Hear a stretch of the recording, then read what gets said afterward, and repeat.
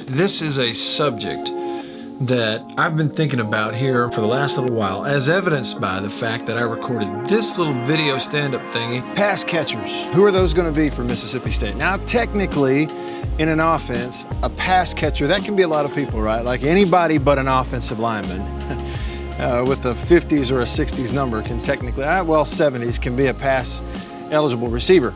But I'm just talking about in this offense for Mississippi State, who are going to be the main pass catchers, the guys who are going to catch the most balls from a quarterback. Let's talk about those possibilities. 3 guys that I think we need to be talking about leading up to the 2020 season. Let's look at pass catchers for Mississippi State. Based on what we know right now, this is what I think we can look for. I got notes here, made notes, I'm prepared. Osiris Mitchell, senior, 6'5", 210 pounds from Sarasota, Florida. He is the team's leading returning receiver. He's played in 35 games in his career, 10 touchdown catches. He comes into his senior season with a career total of 60 catches, 908 yards. In this offense, what do you think the chances are that his season totals are close to his career totals? He had a touchdown catch in each of the first 3 games of last season. He was the first player to make a touchdown reception in 3 straight games since Chad Bumphus did it in 2012. Osiris Mitchell is primed, I think, to be one of the top targets, one of the top pass catchers, certainly if he stays healthy here in his senior year at State. Osiris is one of those guys that, you know, you're super intrigued about the idea of him playing in this offense at this point in his career. You know, because he had to develop physically and everything else as a younger player, and then showed flashes at times, but was never really in an offense that was spreading the football around and putting it in the air a whole lot, or not capable of it.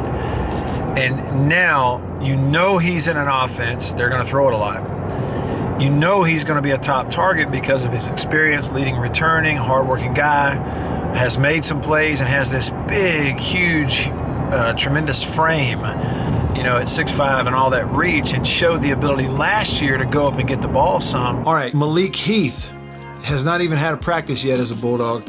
Signed with State out of high school, had to go JUCO. Really productive in junior college and a big-time recruit and get at wide receiver.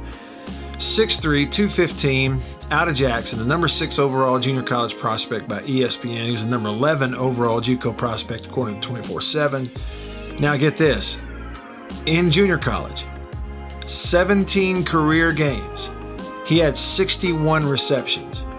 That's one more catch than Osiris Mitchell has had in 35 games at Mississippi State. In those 17 career games, 61 catches in JUCO, Heath had 835 yards and 7 touchdowns. So they only played 9-game seasons, you know, a 9-game season each year in JUCO. That means he was targeted a lot, okay, in the few games that he played in junior college. He kind of is what he is. You know the talent is there. It's simply a matter of transitioning to the SEC level. And I will say that I've seen in the past a lot where even really talented future NFL players, they that first year at the Division I level, at the SEC level, it takes them about half a season, 5-6 games to sort of get going, to get in the, I don't want to say comfort zone, but get in the zone where they can start to be who they are during the games. It just takes a while to make that transition. I've seen that happen over and over. He's a big-time player, 6'3", 215. And then, of course, you got Terrell Shavers on the outside, transfer from Alabama. Didn't get on the field in Alabama, but a big-time talent, former 4-star recruit out of Texas, listed at 6'6", and really, really fast. And so I think he's definitely going to play and has a chance to be a factor. So those are your, I think, going into the year, your top pass catchers at State on the outside. What about the slot position? In the slot, I think one guy you have to be aware of for State is Austin Williams. He is a sure-handed possession receiver, classic possession receiver. Out of Ocean Springs, he's going to be a junior, 6'3", 210. He's thick, he's big, really good hands. He catches everything that you throw at him. He got no opportunities the previous couple of years in the offense at State. 11 catches, 119 yards, 2 touchdowns, but whenever they targeted him, he caught the football. He made some really tough catches. The thing I like about Austin Williams and the coaches like, tough, and he catches the football. He's dependable.